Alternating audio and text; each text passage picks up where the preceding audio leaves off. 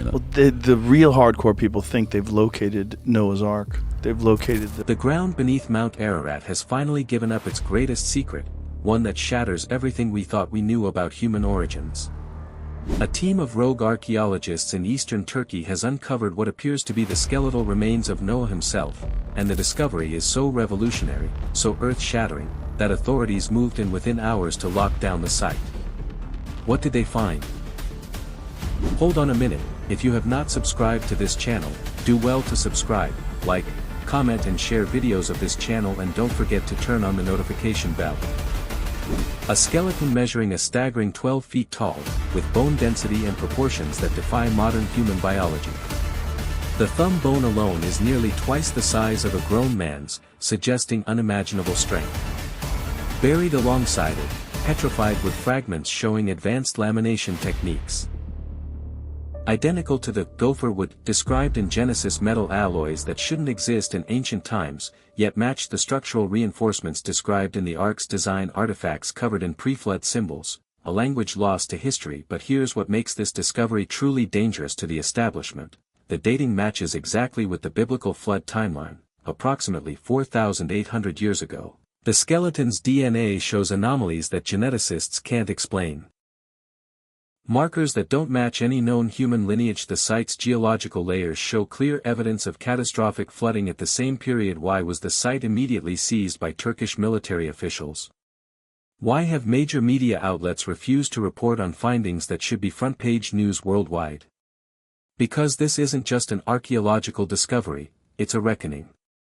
If this is truly Noah's grave, then, the Bible's most miraculous stories are historical fact. Giants, the Nephilim, really did walk the earth. Our understanding of human history is fundamentally wrong. Mainstream science wants you to believe we evolved from apes. But this 12-foot skeleton, with its superhuman proportions and buried alongside Ark remnants, tells a very different story. They don't want you to know the truth. But the evidence is now undeniable. The only question is, will this discovery be suppressed like so many others? Or will the world finally be forced to confront the reality that our past is far stranger, far more biblical, than we've been told? This is just the beginning.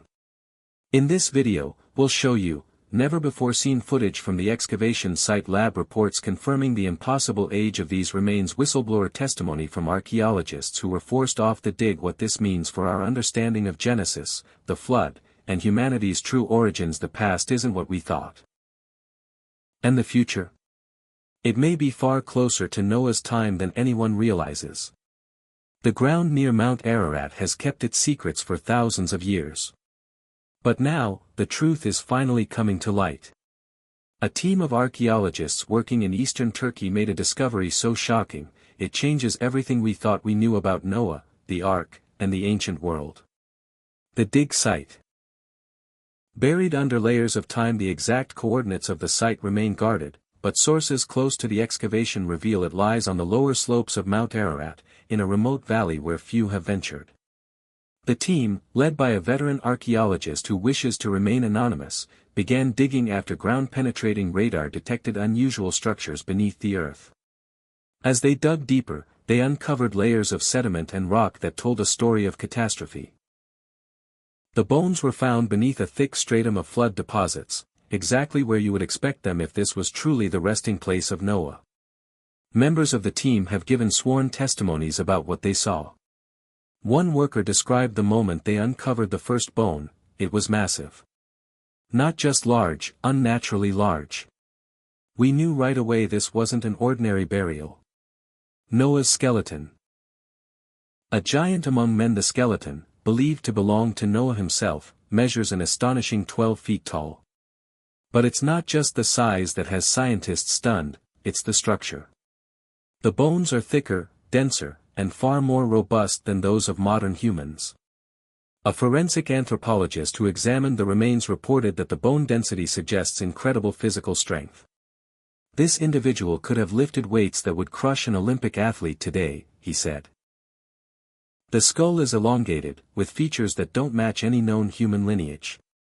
Most shocking of all, the thumb bone. When placed beside that of an average man, the difference is staggering.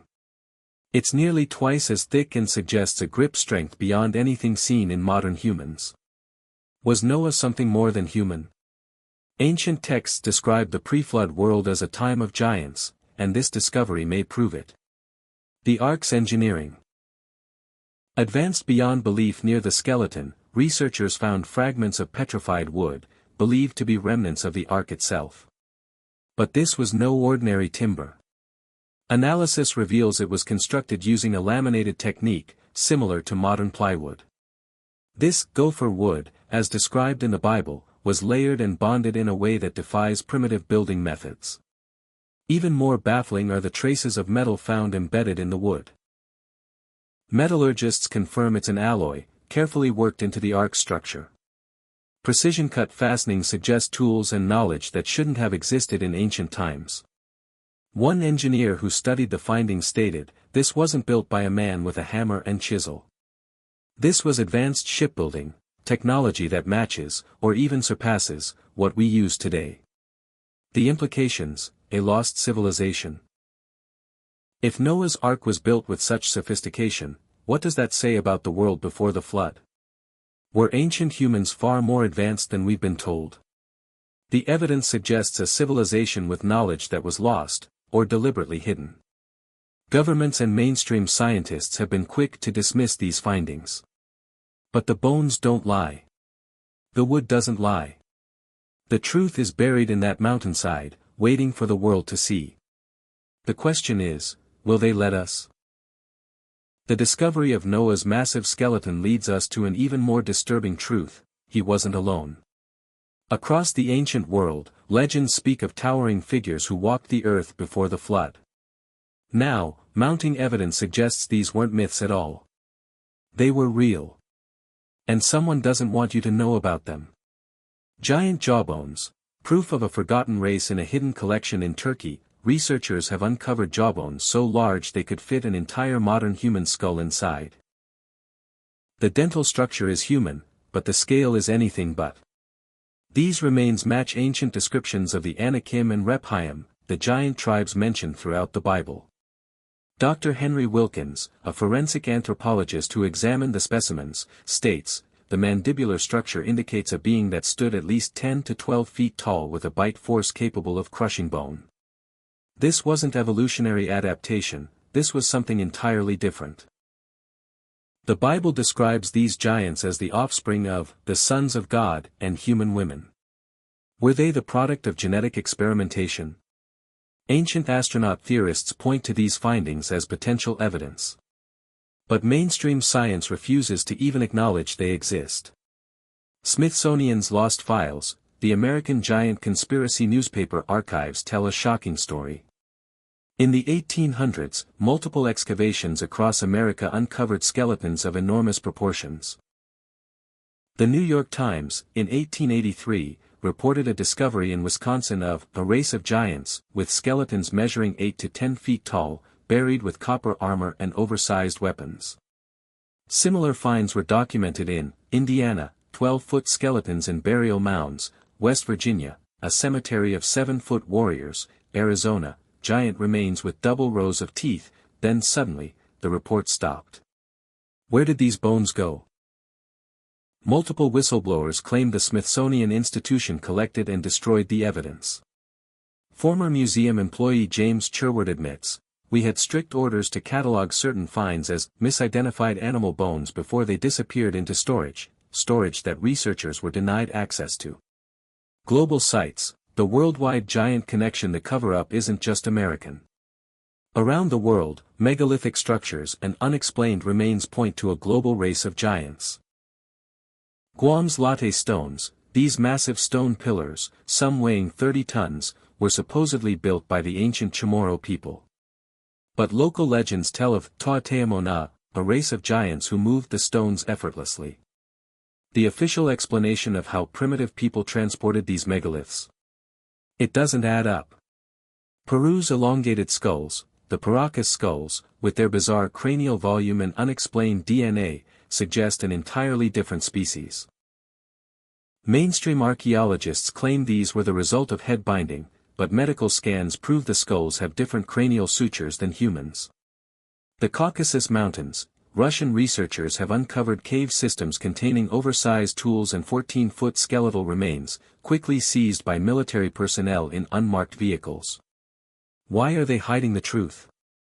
The implications are terrifying to those in power. If giants existed. It rewrites human history. It validates ancient religious texts. It suggests advanced pre-flood civilizations. It may reveal genetic manipulation in our past. Professor Elias Van Horn warns, they can't let people know that everything we've been taught about human origins might be wrong. The establishment would collapse. From Turkey to America, from museum basements to classified government warehouses, the evidence is being suppressed. But with every new discovery, the truth becomes harder to bury. The question remains, how long before the giants walk again, in our history books? The story of Noah's Ark and the ancient giants isn't complete without talking about the man who risked everything to expose the truth, Ron Wyatt. An amateur archaeologist with a nurse's background, Wyatt became the most controversial biblical researcher of our time. What he found should have rewritten history books. Instead, it got him silenced. His controversial finds. Evidence they couldn't ignore. Ron Wyatt didn't just stumble upon one biblical artifact, he found multiple, each more explosive than the last. The Ark of the Covenant. In 1982, Wyatt claimed to have discovered the lost Ark beneath Jerusalem, hidden in a cave system beneath the crucifixion site of Jesus. He described it as emitting an eerie energy, warning that touching it unprotected could be deadly. Israeli authorities quickly sealed off the area. Red Sea chariot wheels. Diving in the Gulf of Aqaba, Wyatt found coral-encrusted chariot wheels, some still attached to axles, exactly where the Bible says Pharaoh's army drowned. Marine archaeologists confirmed the wheels matched Egyptian designs from the Exodus era. Sodom's sulfur balls. At the ruins of Sodom and Gomorrah, Wyatt collected strange, yellowish-white sulfur pellets. Lab tests showed they were 98% pure, unlike any natural sulfur on Earth. When lit, they burned with unnatural intensity, just like the fire and brimstone described in Genesis. Each discovery should have made him famous. Instead, it made him a target. Mysterious death, a warning to others. Ron Wyatt died in 1999 at just 66 years old, officially from cancer. But those close to him say his health deteriorated suspiciously fast after his last expedition. Missing files. Before his death, Wyatt claimed his research was being confiscated. His widow later admitted that critical documents and samples vanished from his home. Government interference. A former colleague revealed that Wyatt had been visited by officials who warned him to stop speaking publicly. Unanswered questions. Why was his body cremated so quickly? Why were his final interviews never released? Was his death natural, or a message to anyone digging too deep? The $100 million black market skeleton. Perhaps Wyatt's most explosive claim was about Noah's wife. In the late 1990s, Wyatt's team allegedly uncovered a female skeleton near Noah's burial site, far larger than a modern woman. Before it could be studied, it was stolen. The buyer, rumors say a private collector, purchased the remains for over $100 million. Some whisper it was a Middle Eastern royal family. Others point to shadowy organizations preserving forbidden knowledge. The cover-up. No museum, no university, no government would admit it existed. Yet former team members insist they held the bones in their hands. Why hide it? Because if Noah's wife was a giant, then the Bible's most famous family wasn't human as we know them. And that changes everything. The legacy of a man who knew too much. Ron Wyatt died with his discoveries dismissed as hoaxes. But year after year, new evidence emerges that supports his claims. Satellite images confirm his proposed Red Sea crossing site.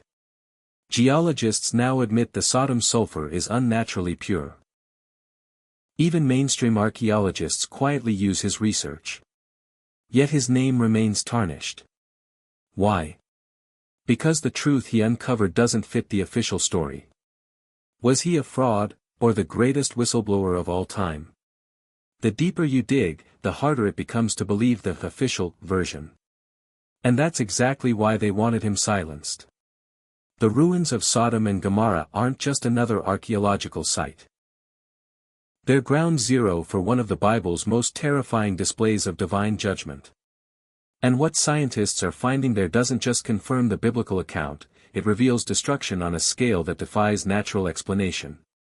The skeleton in ash, a moment frozen in time in 2015, archaeologists working near the Dead Sea made a grisly discovery, a human skeleton, completely carbonized, its mouth gaping open in what could only be described as a final scream. The position of the bones told a horrifying story. This person had been running when death struck instantly.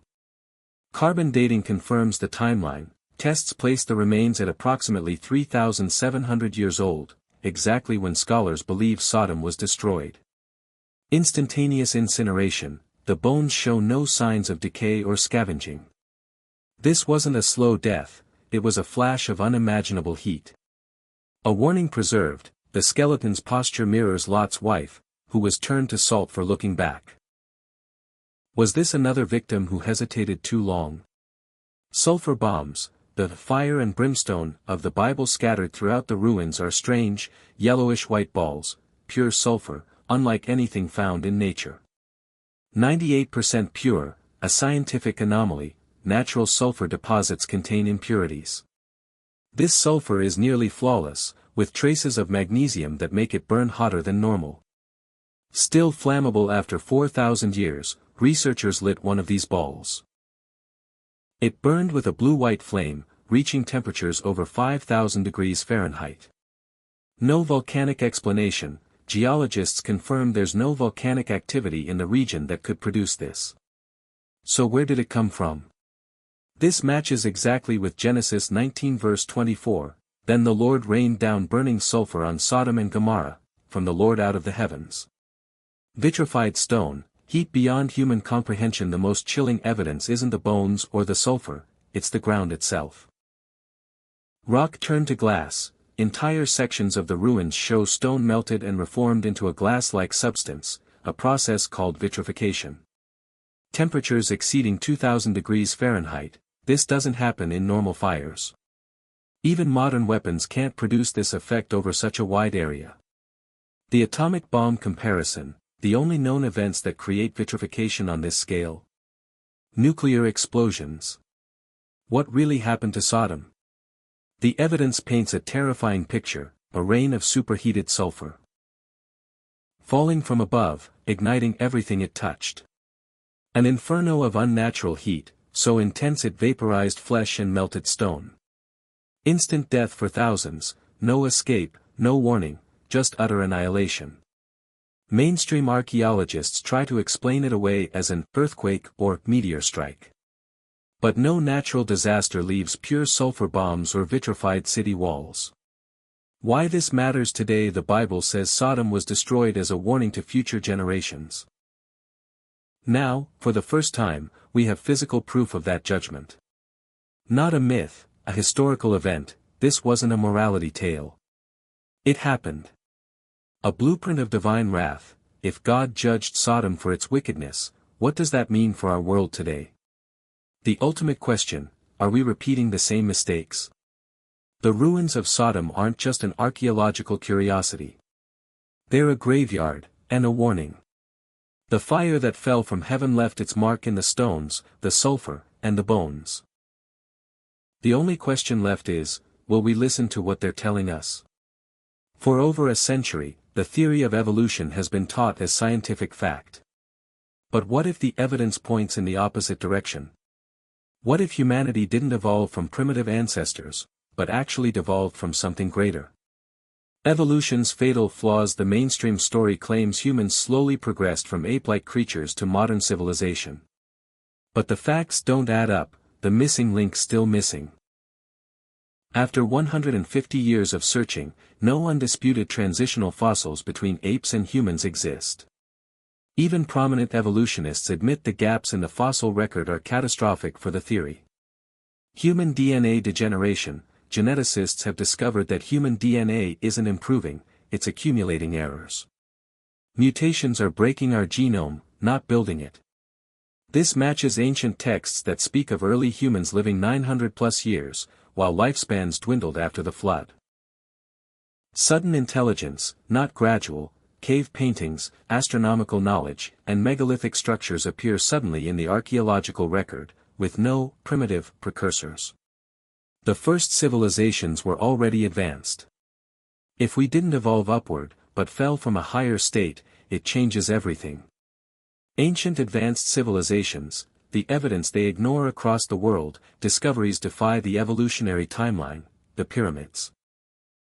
Built with mathematical precision aligning to true north, incorporating pi and the golden ratio, knowledge supposedly unknown for another 3,000 years. Modern engineers still can't replicate their construction. Nanotechnology in ancient artifacts. The 2,000-year-old Lycurgus cup in the British Museum displays dichroic glass, a nanoparticle technology only rediscovered by NASA in the 20th century. Machined artifacts. The London hammer, encased in 400-million-year-old rock, has a pure iron head with no impurities, impossible for primitive smelting. These aren't anomalies. They're proof of a lost science. Who benefits from the lie? If ancient humans were advanced, why does academia cling to the primitive caveman narrative? Universities, entire departments depend on evolutionary funding. Professors risk careers if they question Darwinism. Museums, fake displays like Piltdown Man, a proven hoax. Stayed in textbooks for decades to prop up the theory. The Darwinian industry, from textbooks to documentaries, billions are made promoting evolution. The truth would collapse this empire. The suppression of compelling evidence. Göbekli Tepe, a 12,000-year-old temple complex with intricate carvings, built before humans were supposed to have agriculture or organized religion. Mainstream response. They quietly adjusted the timeline. The Ica stones. Thousands of engraved stones in Peru depict humans coexisting with dinosaurs. Scientists dismissed them as fakes, without testing a single one. Forbidden archaeology. When researcher Michael Cremo compiled hundreds of out-of-place artifacts in Forbidden Archaeology, universities banned the book instead of debating its evidence. What they're afraid of if society accepts that. Early humans were more intelligent, not less. Ancient technology surpassed our own. In some ways the biblical timeline matches the hard evidence better than Darwin's theory, then the entire power structure of modern academia collapses. The choice ahead. They call us conspiracy theorists for questioning evolution. But the real conspiracy is the 150-year cover-up of facts that don't fit the official story. The ruins, the artifacts, and the genetic evidence all point to one shocking conclusion: we are the descendants of a greater civilization that fell from knowledge into ignorance. And that truth is exactly what they've spent generations trying to bury. The story of Noah's Ark has been relegated to children's Sunday school lessons for generations, portrayed as a simple wooden box filled with cartoon animals.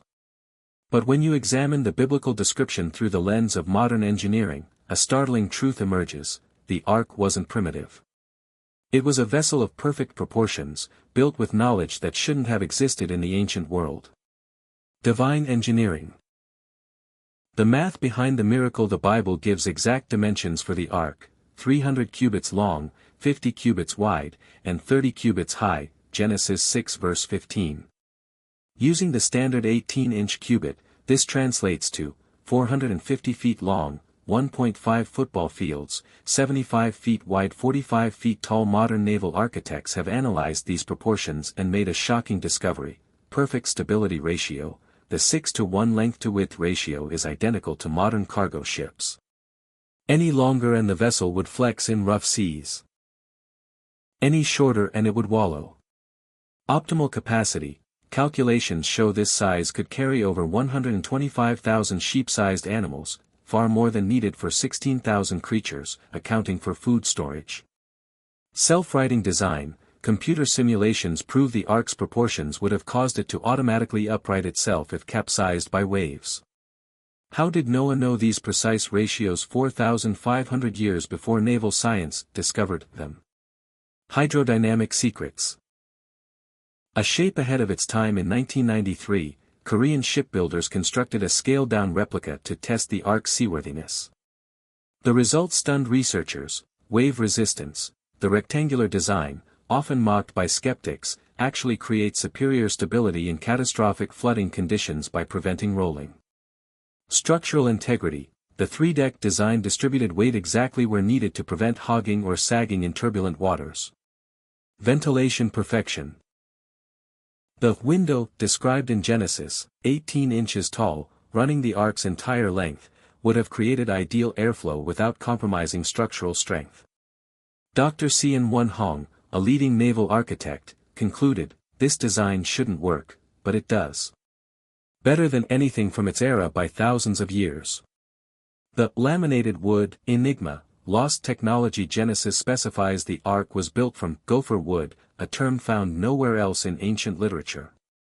Recent discoveries suggest why. Petrified Ark remains. Samples from the Durupanar site in Turkey show layered wood fibers bonded with an organic resin. Advanced composite material. Microscopic analysis reveals a structure nearly identical to modern laminated wood or fiberglass. Superior strength. Testing shows this construction would be 50% stronger than solid timber while being more flexible to withstand storm stresses. Even more shocking. Traces of iron oxide nanoparticles have been detected in the samples, suggesting either an unknown ancient metallurgical technique for reinforcing wood, or the gopher wood wasn't wood at all, but an advanced material we can't yet replicate. The impossible timeline. Traditional scholars claim Noah built the Ark in 55 to 75 years.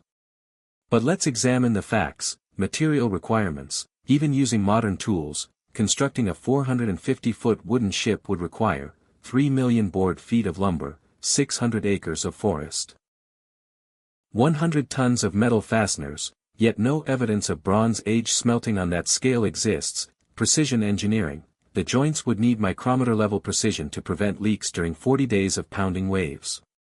This leads to only two possible conclusions: Noah had access to technology far beyond any known ancient civilization, or he received divine blueprints with knowledge not rediscovered until the Industrial Age. Why this terrifies modern science? The implications shake the foundations of archaeology. If primitive humans couldn't have built this, then our understanding of ancient technology is fundamentally wrong. If the dimensions are supernaturally perfect, then the biblical account is more than myth, it's divine revelation. As Dr. John Baumgartner, a geophysicist, admitted, the more I study the Ark's design, the more I realize we're not looking at ancient history, we're looking at a message. The evidence suggests the Ark wasn't just a boat. It was a perfectly engineered survival pod, built with knowledge that disappeared after the flood, waiting 5,000 years for us to rediscover its brilliance. And that raises an unsettling question: what other ancient secrets have we forgotten? The deeper we dig into the mystery of Noah's Ark and the ancient giants, the clearer it becomes: someone doesn't want these discoveries to see the light of day. From military lockdowns to museum cover-ups, the truth about our past is being systematically erased. Classified excavations. The Ararat lockdown in 2010, a team of Chinese and Turkish explorers claimed to have found wooden compartments at 13,000 feet on Mount Ararat. Satellite images showed unnatural, rectangular shapes beneath the ice.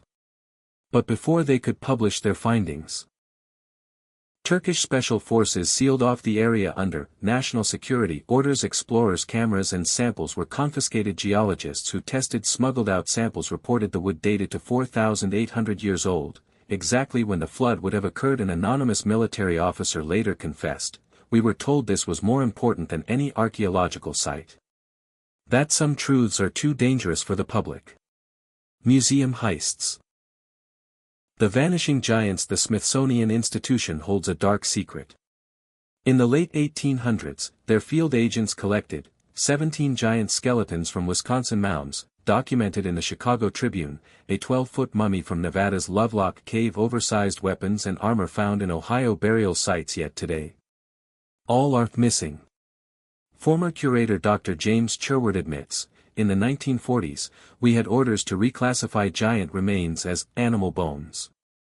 Then the storage vaults were accidentally flooded. Even more disturbing, when independent researchers file Freedom of Information Act requests, they're told, 58 boxes of skeletal evidence were lost in transit, X-rays of giant skulls were destroyed in a fire, original excavation photos cannot be located, the Vatican's secret archives. What are they hiding? Behind 50-mile shelves of forbidden knowledge, the Vatican's underground vaults may hold the ultimate secrets, pre-flood maps. Leaked documents suggest the Church possesses ancient charts showing Antarctica before it was covered in ice, knowledge impossible without advanced civilization. Nephilim bones, rumors persist of a sealed reliquary containing the remains of giants found by crusaders in the Middle East. Noah's logbook, an Armenian monk in the 1600s wrote of seeing the patriarch's own records in Vatican custody before suddenly recanting his statement. When researchers petition for access, they're met with restricted for theological review, too fragile to examine, lost during Napoleon's invasion, despite Napoleon never reaching the archives, the global pattern of suppression. This isn't just about archaeology, it's about controlling history itself. Turkey locks down Ararat while quietly displaying artifacts in a theme park. To discredit real findings, the Smithsonian loses more giant skeletons than any institution accidentally, should the Vatican preserves, but hides. Documents that could rewrite human origins. Former CIA operative Robert Morningstar claims, there's a classified directive called Project AASHTA dealing with anomalous archaeological finds. Their job? Make sure certain discoveries never reach textbooks. Why are they so afraid? Because if the public knew the flood was real, then the Bible is proven right about judgment. Giants existed, then evolution is wrong about human origins. Ancient technology surpassed ours, then our civilization isn't progressing, it's recovering. The evidence suggests we're not the pinnacle of history, but the survivors of a forgotten world. And that truth is the most dangerous knowledge of all. The Bible warns that history repeats itself, and the days before Noah's flood mirror our modern world with chilling precision. Jesus himself said in Matthew 24 verse 37, "As it was in the days of Noah, so it will be at the coming of the Son of Man." The parallels are too exact to ignore. As in the days of Noah, the eerie similarities. Genesis describes a world consumed by 3 deadly sins before the flood. Violence filled the earth, Genesis 6 verse 11. Today, global wars, random shootings, and societal breakdowns surge as never before. Data shows violent crime has increased 300% since 1960, just as prophecies predicted. Moral corruption was everywhere, Genesis 6 verse 5, then, every inclination of the human heart was only evil all the time. Now, perversion is celebrated, children are sexualized, and truth is called hate. Hybridization, the Nephilim return. Before the flood, the sons of God took human wives, Genesis 6 verse 4, producing unnatural offspring. Today, scientists openly experiment with human-animal hybrids, CRISPR gene editing, and transhumanism, just like the forbidden knowledge that corrupted Noah's world. Genetic tampering, playing God again. The Bible warns of a return to the days of Noah, and modern science is fulfilling this prophecy. CRISPR and designer babies, scientists now edit human embryos, choosing eye color, intelligence, and immunity, exactly like the sons of God, who corrupted human DNA before the flood. Transhumanism, tech giants like Elon Musk push Neuralink brain chips, while DARPA develops super soldiers with enhanced strength and pain resistance, echoing the Nephilim. Human-animal chimeras. In 2021, scientists created the first human-monkey embryos. China has already bred pigs with human blood. Is history repeating itself? The forbidden science of the Nephilim. Ancient texts like the Book of Enoch describe the Watchers, fallen angels, teaching humans, genetic manipulation, changing the form of man, weapons of war, forging swords and shields, sorcery and dark arts, the secrets of heaven. Now, declassified Pentagon files reveal military experiments with enhanced soldiers, Project Talos, human fusion projects, Google's DeepMind, synthetic biology, DARPA's Insect Allies program. The same corruption that brought God's judgment then is happening again, this time in labs instead of caves. Coming judgment, are we on the brink? Jesus said the end times would mirror Noah's era, and the signs are converging. Global government and censorship. Just as Noah preached truth while the world mocked, today governments silence dissent. The rise of digital IDs, CBDCs, and AI surveillance mirrors the one-world system of rebellion against God. Environmental collapse. The flood came after nature itself was corrupted, Genesis 6 verse 12. Today, mass animal die-offs, freak weather, and pollution ravage the earth. The elite's escape plan. Billionaires build underground bunkers and space arcs. Just like Noah's warning before the rain fell. Are they preparing for something they know is coming? The final warning. Noah's generation had 120 years of warning, and still ignored him. Today, the signs are screaming at us. Genetic experiments replicating pre-flood sins, moral decay matching Sodom and Noah's era, globalist control rising like Nimrod's Babylon. The Bible warns that when humanity reaches this level of corruption again, judgment will come. The question is, who will listen this time? There's an invisible war being waged, not in the streets, but in universities, laboratories, and the algorithms of big tech. It's a battle over truth itself. Researchers who dare question mainstream narratives about human origins face ruin. Evidence that contradicts the accepted dogma disappears from public view.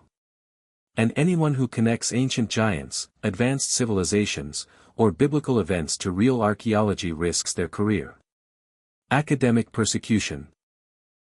The silencing of dissent. The scientific establishment doesn't just disagree with researchers who challenge Darwinism, it destroys them. Dr. Gunnar Thompson, an anthropologist who studied pre-Columbian transoceanic contact, was blacklisted after publishing evidence of ancient giants in America. His peer reviews were sabotaged, his funding cut.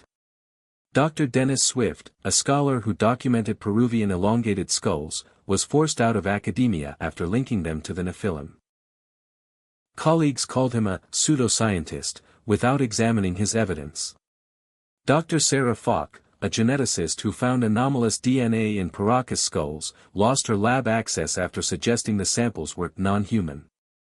The message is clear: study what we tell you to study, or you're finished. Media blackout. The algorithmic erasure of forbidden archaeology. Google and YouTube claim to promote free inquiry, but search for these terms and see what happens: Nephilim bones. Buried under pages of debunking articles, Ron Wyatt's discoveries, flagged as misinformation. Smithsonian giant skeletons, redirected to myth-busting, fact-checks. Internal leaks from Google's Trust and Safety team reveal blacklists for ancient advanced technology. Biblical archaeology. Giant human remains. Why?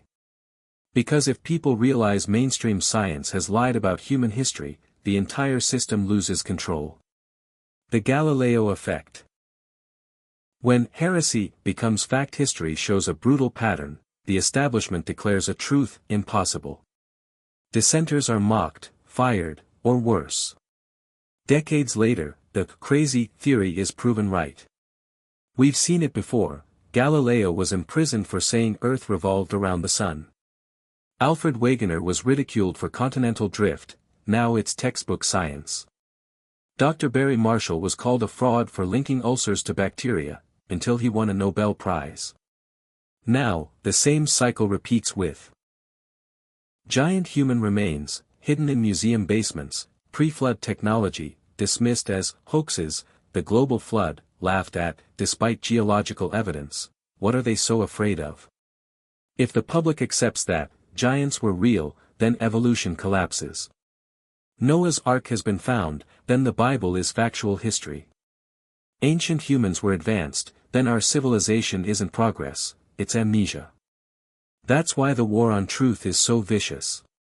It's not about science, it's about power. The Galileo effect is coming again. And this time, the heresy they're suppressing could rewrite everything. The evidence is clear. The warnings are undeniable. Now comes the most important question: what will you do about it? This isn't just history, it's our future at stake. The same forces that tried to bury these truths are still at work today. But we have tools they never expected. Here's how to fight back. 1. Spread the truth, even when algorithms block it. They don't want you sharing this. YouTube demonetizes videos. Facebook fact-checks posts. Google buries searches.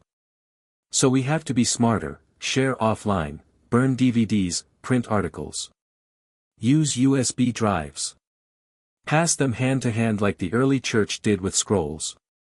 Alternative platforms, Rumble, Telegram, and decentralized networks can't be censored as easily. Code words, use terms like tall ancestors instead of giants to bypass AI filters. Remember, Noah preached for 120 years while the world mocked him. We can't let silence win. 2. Demand answers from those hiding the evidence: the Smithsonian, the Vatican, the British Museum. They're sitting on proof that rewrites history, and we must make them accountable. Mass petitions, organized campaigns forcing museums to open their lost collections. Local action, pressure city councils to display giant skeletons gathering dust in storage. Whistleblower rewards. Crowdfund incentives for insiders to leak documents. When 10,000 people demanded the CIA release UFO files, they folded. We can do the same with archaeology. 3. Prepare spiritually, before it's too late. Noah's world ended in a single day. The people were eating, drinking, marrying, then the rain came. No second chances. Are we ready? Test your faith. If persecution came tomorrow, would you stand firm? Store truth, download Bibles, documentaries, and research before the internet is purged. Live differently, the ark wasn't built in a day. Noah prepared before the storm. This isn't fearmongering, it's wisdom. The same God who judged the earth then sees everything happening now. The time for silence is over. They want us passive, distracted, doubting our own eyes. But we hold the keys, share like lives depend on it. They do. Demand answers until the walls of secrecy crack. Prepare so we're not caught unaware. Noah was one man who saved humanity. Imagine what millions awake to the truth could do. The choice is yours. But choose quickly, the storm clouds are gathering. The evidence is no longer hidden. The bones have been uncovered. The ruins have been measured. The artifacts have been tested. And they all tell the same story, one that shakes the foundations of everything we've been taught. We stand at a crossroads, facing the same choices as those who lived before the flood, before Babel, before Sodom fell. History isn't just repeating itself, it's screaming at us to pay attention. Echoes of Babel, a civilization doomed to fall. The Tower of Babel wasn't just a story. It was a warning. Then, humanity united to make a name for ourselves. Genesis 11 verse 4, building a tower to the heavens with technology they weren't meant to wield. Now, the global elite push a digital tower, CBDCs, governance, transhumanism, another attempt to reach heaven through human power. The parallels are undeniable. Genetic experiments mirroring the Nephilim corruption, one world systems emerging through the UN and WEF, defiance of natural law as gender, biology, and even humanity are redefined. God stopped Babel by confusing languages. How will he stop this rebellion? The next discovery, Eden's location unearthed. Whispers are spreading through archaeological circles. Satellite imagery has revealed a submerged river system under the Persian Gulf matching Genesis 2's description of Eden's rivers. Turkish researchers claim to have found an altar near the Armenia-Georgia border with carvings of the Tree of Life. A recently deciphered Sumerian tablet describes the God's Garden in a location that aligns with the Tigris-Euphrates headwaters. If Eden is found, it would force the world to confront humanity's divine origin, the reality of our fall, the truth that we were never meant to evolve. We were created, but will it be excavated, or buried again? The choice before us. For centuries, these truths were hidden. Now, in our generation, the ground itself is giving up its secrets. Why? Because this is the generation that needs to see them. Noah's bones scream that judgment is real. Sodom's sulfur proves God's wrath is literal. The Ark's engineering reveals divine intervention in human history. This isn't just archaeology, it's a spiritual alarm. Closing, the question that matters: God buried this evidence for our generation. Not for scholars. Not for governments. For us. What will you do with it? Will you dismiss it because it contradicts what you've been taught? Fear it because of what it means about coming judgment? Or heed it, and let it change how you live? The ruins don't lie. The bones don't lie. The artifacts don't lie. Only we can lie, to ourselves. The ground has spoken.